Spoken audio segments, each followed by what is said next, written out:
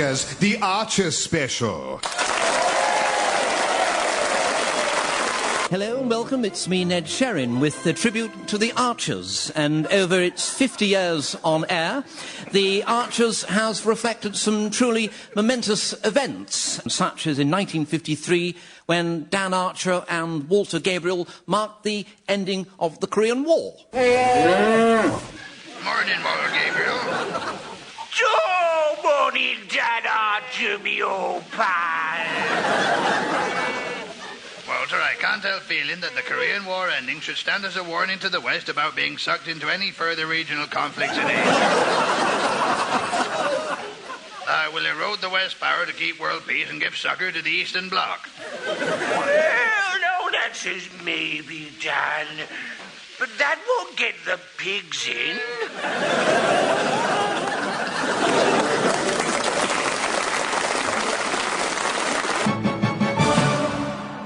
Oh, Peggy, I'm just so glad that Simon Pemberton is gone. What a rotter he was. Well, let's hope the person taking over the Barrow estate is a bit less of a villain than him. Or that Cameron Fraser. Oh, watch out, here he comes. Hello, Dr. Lecter. Good day, Jack, Peggy. I just thought I'd pop into the Bull for a pint and maybe something to eat. Oh, should we get Jolene over to the table for you? No, she looks a bit stringy. Anyway, welcome to Ambridge. What are your plans? First, to abduct David and Ruth, sedate them with hallucinogenic drugs. Slice them lengthways and then eat their livers with some fava beans and a nice Chianti. Oh, well, you've got good weather for it. And then I plan to evict the Grundys from the farm. What? What did you say? I mean, I plan to abduct and slaughter everyone at Grey Gables and have them as my Christmas dinner. Well, that Dr. Lecter certainly made an impression, Jack. Too right. Teeth marks all down the back of me leg.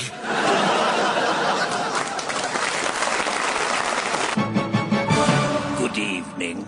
I'm Alfred Hitchcock. People often say that my Psycho contained the most terrifying shower scene ever. That's simply not true.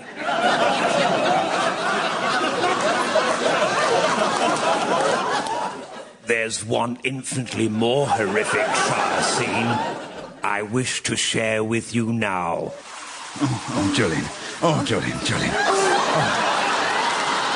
Oh, take me. Take me, Sid, take me. Oh, yes, yes. Oh, Jolene, yes. Talk about giving people nightmares. Goodbye.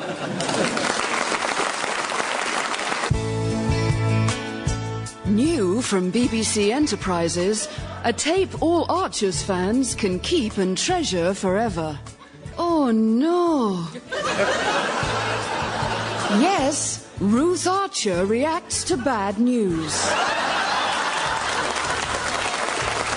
All of Ruth Archer's reactions to bad news gathered together on one tape. Who could forget that time when Ruth slightly overcooked David's shepherd's pie? Oh, no. Or memorably when Ruth was told that she had breast cancer. Oh, no. Or that terrifying moment when Ruth was told a comet was minutes from striking the Earth and that we were all going to be enslaved forever by giant moths. Oh, no. Yes, Ruth's reaction to any piece of bad news is available now in all good shops. And the first 200 copies come complete with their own big knife, so you can hunt Ruth down and make sure she never says, "Oh no," ever again. You're listening to Dead Ringers, celebrating 50 years of the Archers. Hello, the Archers. Yes, hello, the Archers. Yes? Yes, hello. I am an actor. Myself, I used to be a sportsman, but now I act. How could one be considered for a part?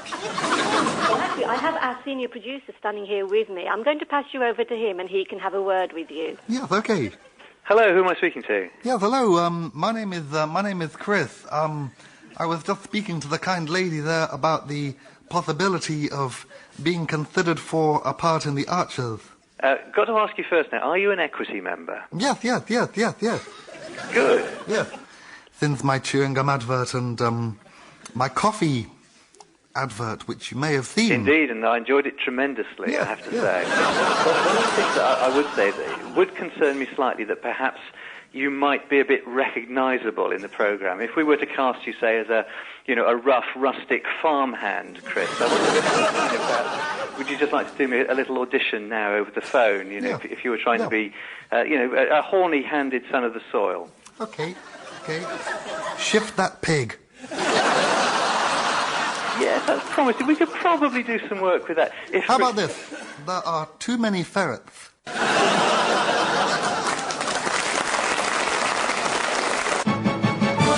Naturally, it is an honour, as a regular listener to The Archers, to have this opportunity to wish a very happy birthday to the show. Sickly smile, sweaty armpits. Many a happy hour has passed with me, Cherie and the kids around the television waiting for The Archers to come on.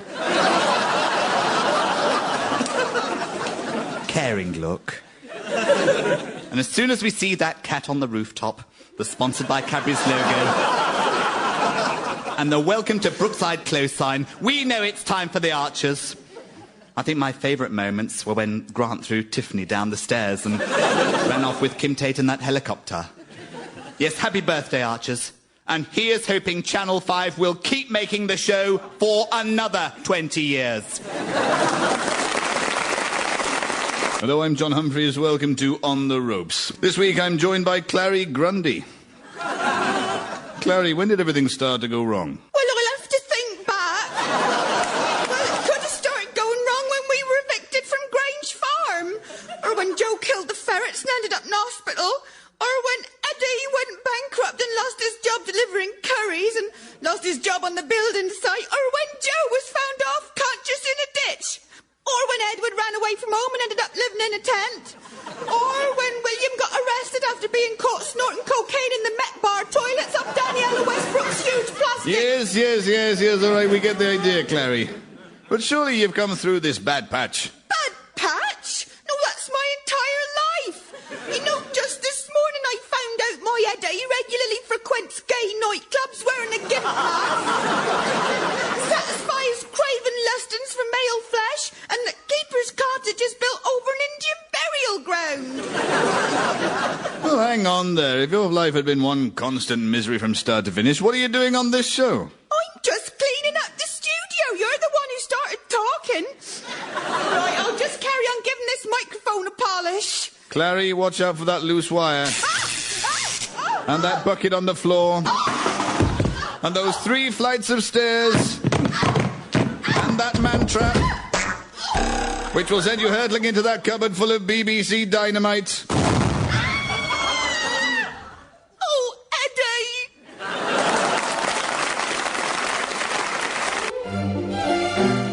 In the 60s, the Archers still managed to keep abreast of the momentous events occurring in the world outside and reflect them within the show, as in this interchange between Phil Archer and Bert Fry at the conclusion of the Lady Chatterley obscenity trial. Morning, Bert. Morning, Mr. Archer. You know, Bert, I think the Lady Chatterley trial and the subsequent ruling that the book wasn't obscene could unleash a new sense of openness when it comes to mores and sexual lifestyles. And hopefully encompass a new wave of liberation for women that, combined with the introduction of the pill, will galvanise the women's movement worldwide. Well, that's as maybe, Mr. Archer. But that won't get the pigs in.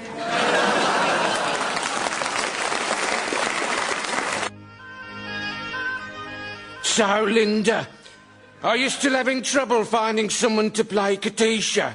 I simply do not understand these Ambridge women. Do they not know the importance of authenticity in this production? First, First, Caroline Pemberton refuses to have her feet bound for the role. Susan Carter refuses to smoke opium with me and the bull. And then Usha Gupta refuses to commit harakiri outside Grey Gables.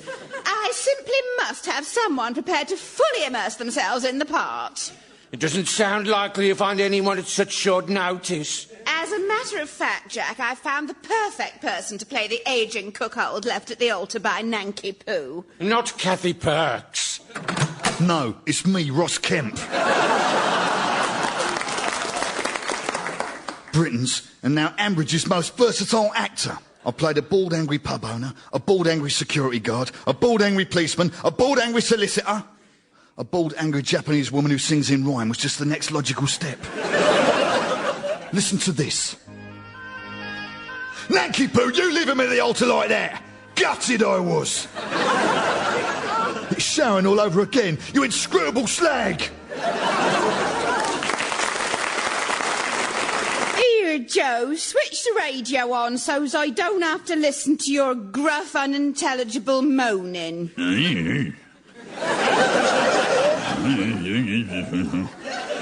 I'm not listening to that radio boss, I show you, rubbish. That's worse than you and yours. Hey, go on, put the news on. Radio 4. BBC Radio 4. I'm Brian Parkins.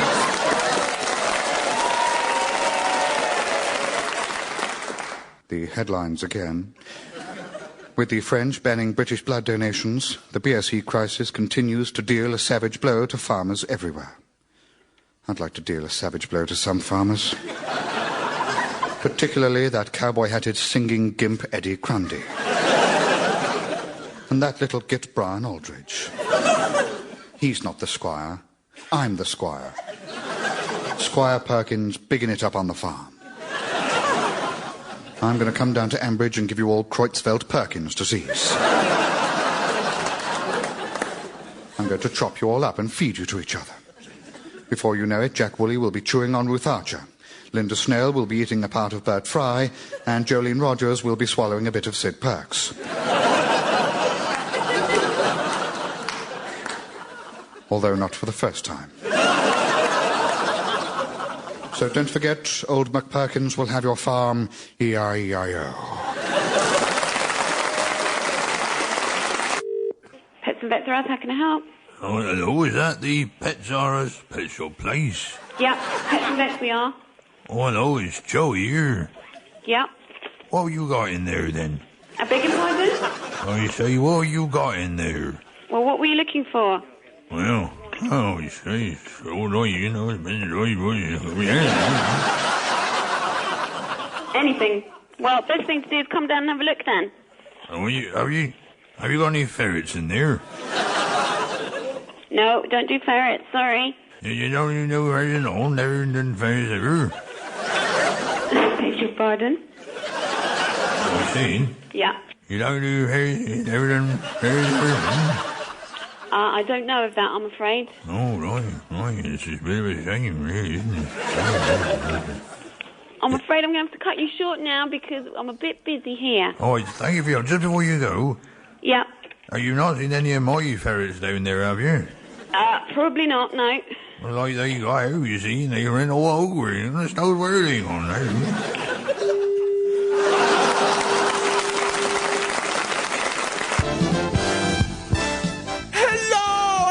To a special 50th anniversary Archers special. So great a Barchester! With me, Graham Norton. And me, Mariella Frostrap.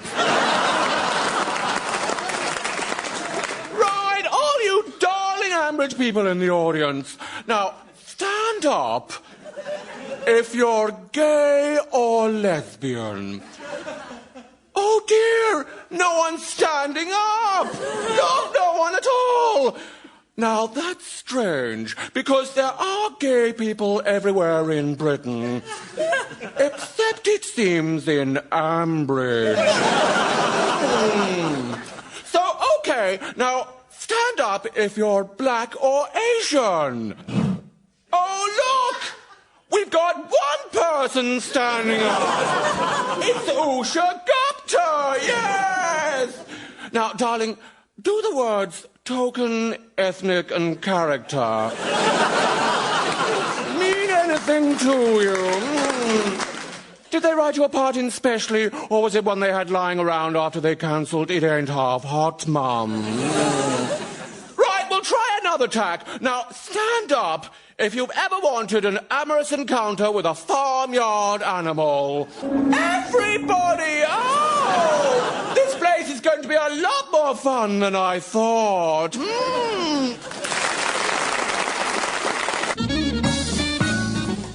And now my first guest is someone I've admired for 50 years.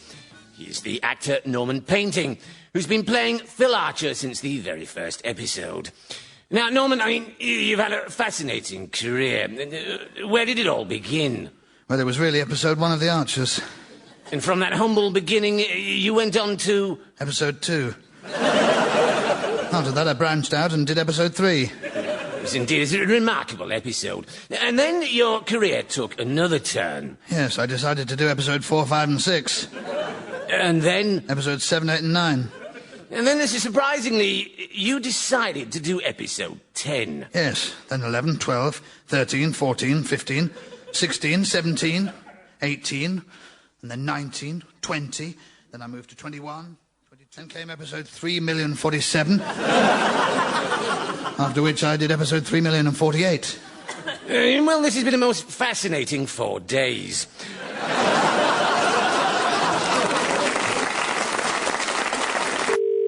Patrick Harrison.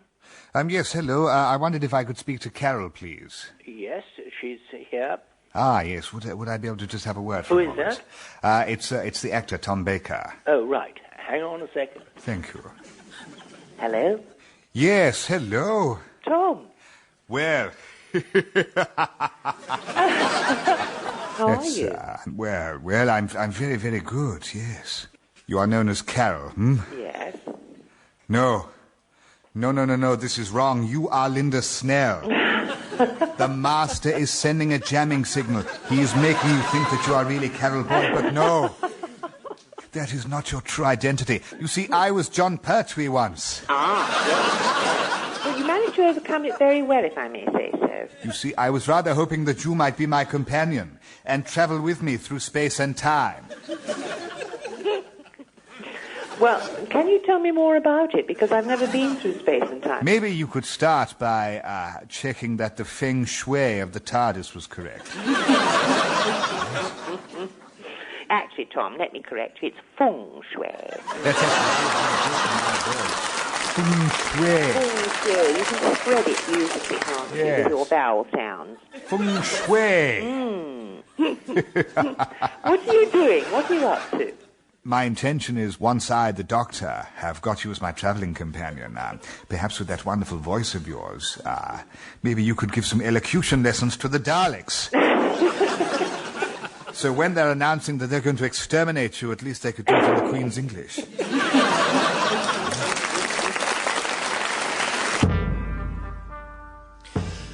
Good evening and welcome to Mastermind, and our first contender is Joe Grundy, a farmer from Ambridge. Mr. Grundy, your general knowledge questions start now. What is the 18th letter of the alphabet? R. Correct.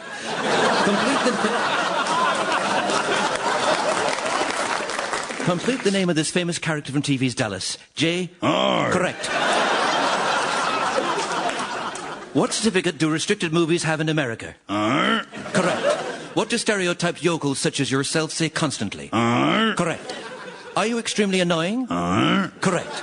See this lever? R. When I pull it, the black chair you're sitting in will fall through a trapdoor and you'll plunge into a concrete dungeon.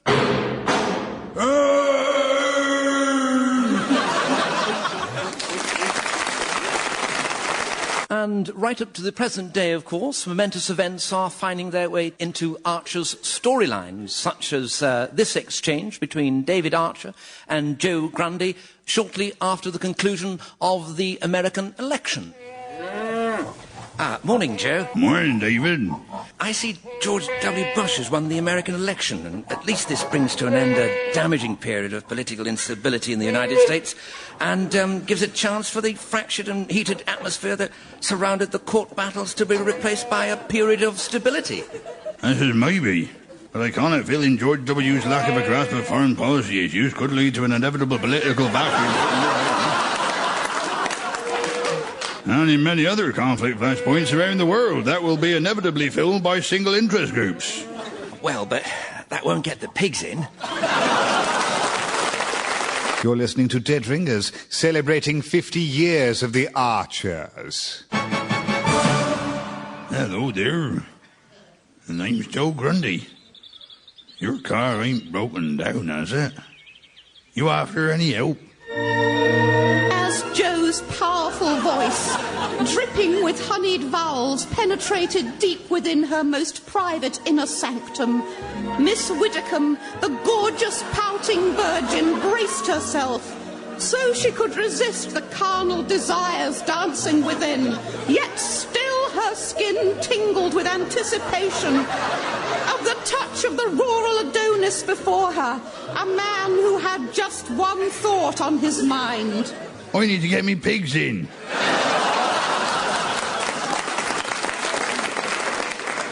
You can't be stood here all day.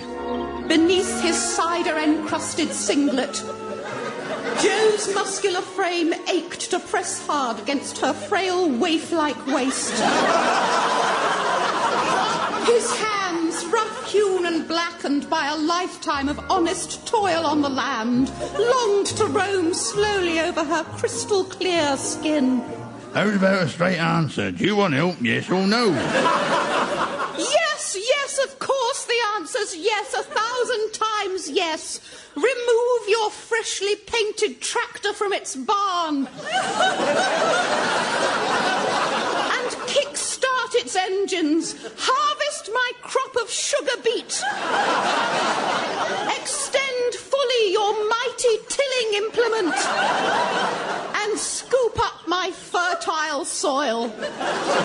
Joe Grundy, take me in your powerful arms and defrock this pouting, delicate virgin with your engorged passion. You are with my back. You got me joking. My farmer's lungs playing up and all. Right, best see to them pigs. Well, you haven't got the AA's number, have you?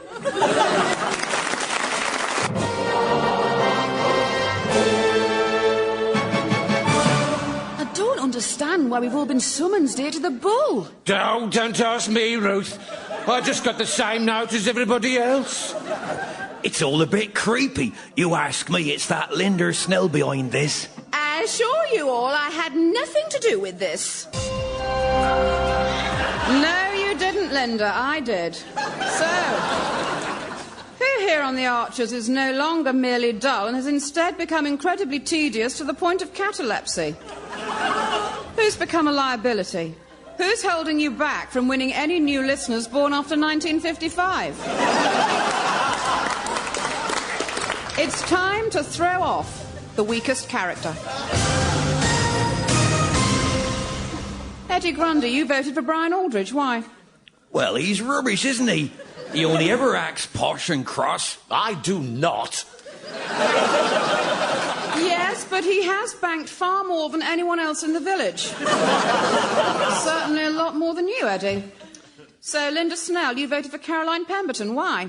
Well, frankly, Anne, she acted atrociously by dropping out of the Mikado at the last minute. Yes, well, you know a thing or two about atrocious acting, don't you, Linda? Sid Perks, you and every other person here voted for Ruth Archer. Why? Well, every time she gets any bad news, she just goes, oh, no. No idea how annoying it gets. Really? Well, there's plenty of other annoying people here, aren't there, Sid? Your love-making with Jolene sounded about as realistic as Joe Grundy's accent. But it's votes that count, isn't it? Ruth Archer, you are the weakest character. Goodbye. Oh, no. There have been claims over the years that there has been far too much agricultural information on the Archers, but it's always included with great skill and subtlety.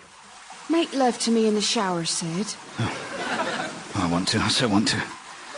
I can't stop thinking about an outbreak of warble fly in the Hollerton area.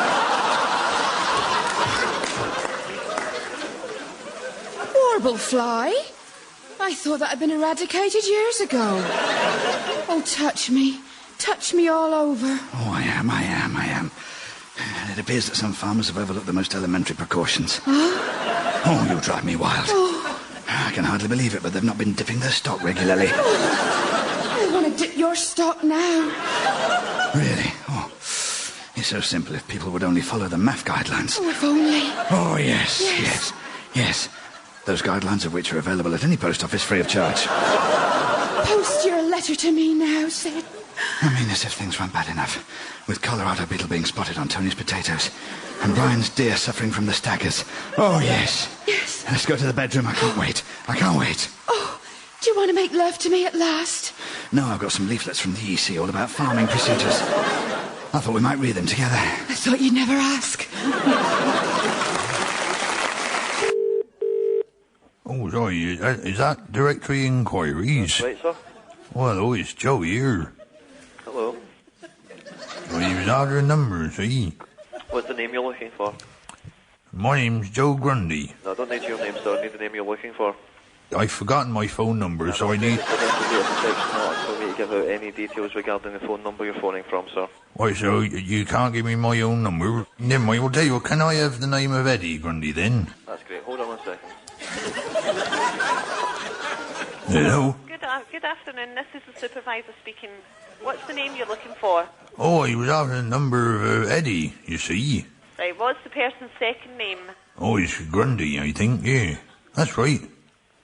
I was wondering if I'd give you that name, could you find his phone number for me so I can phone him up, because I can't be bothered walking around there. Right, okay, well, do you have the address? Yeah, right, it's Ambridge, Uh-huh. near Borchester. Right, you have the full address, the street name that he lives in. Well, it's just like round the corner over there by that barn. I just said something Grundy. I don't have enough information with that. You would have to give me an address. Oh, right, okay,